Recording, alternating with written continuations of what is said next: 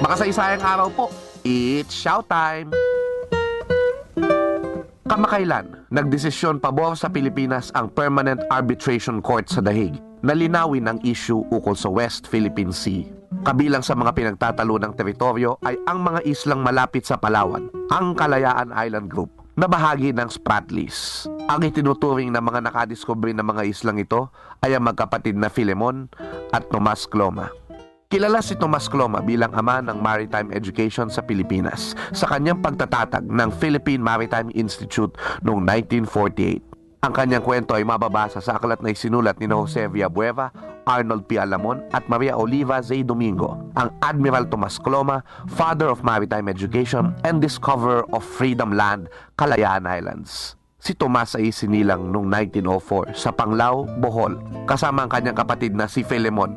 Si Filemon ay nangisda sa karagatan mula 1947 hanggang 1950 sa pangungunan ni Filemon bilang kapitan ng kanilang mga barko, kasama ng ilang mga mangingisdang Bisaya at hindi naglaon ay mga kadete ng PMI. Nangisda sila sa Northern Palawan. Ngunit dahil kumonti ang mga huli nila, siya ay lumayo ng lumayo. Nagka-interes si Tomas sa mga ulat ng kanyang kapatid na mga bagong karagatan para isdaan, kaya siya na mismo ang sumama kay Filemon sa isang ekspedisyon. Pagbalik sa Maynila, hinanap nila sa lahat ng mapa na masumpungan ang mga isla na kanilang nakita, pero hindi nila ito makita. Dito nila napagtanto na maaaring nakatuklas sila ng isang lugar na hindi natitirahan, bagamat nakakita sila ng mga kagamitan na iniwan ng mga Hapones noong digmaan sa ilang isla.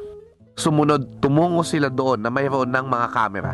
Nilagyan nila ng mga muhon at bandilang mayroong albatros, ang simbolo ng PMI, ang mga isla.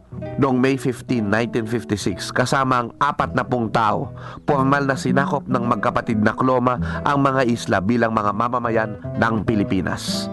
Dahil si Tomas ang abogado, siya ang sumulat sa kapwa Boholano at pangalawang Pangulo Carlos P. Garcia at sa iba't ibang pahayagan ng Notice of Claim sa buong mundo na nagsasabing ang pagkangkin ay batay sa res nullius, rights of discovery and or occupation. Pinagtawanan lamang sa Maynila ang kanilang ginawa. Pinagpalagay na isa lamang stunt at pakantsaw na tinawag si Tomas na Admiral Cloma, Admiral without a fleet.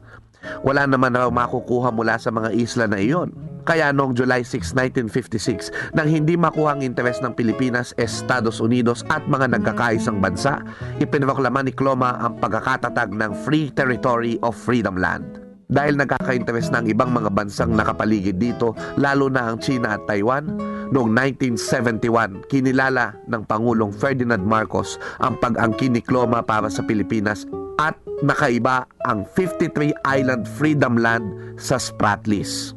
70 taong gulang na si Cloma nang ipakulong nung batas militar sa Campo Crame.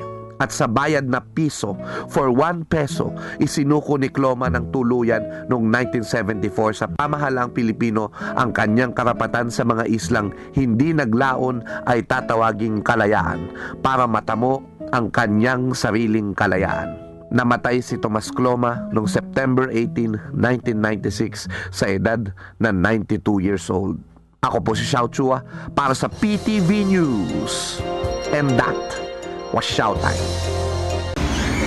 Ako po si Cathy San Gabriel. Subscribe na sa PTV YouTube channel. I-click lang po ang subscribe button.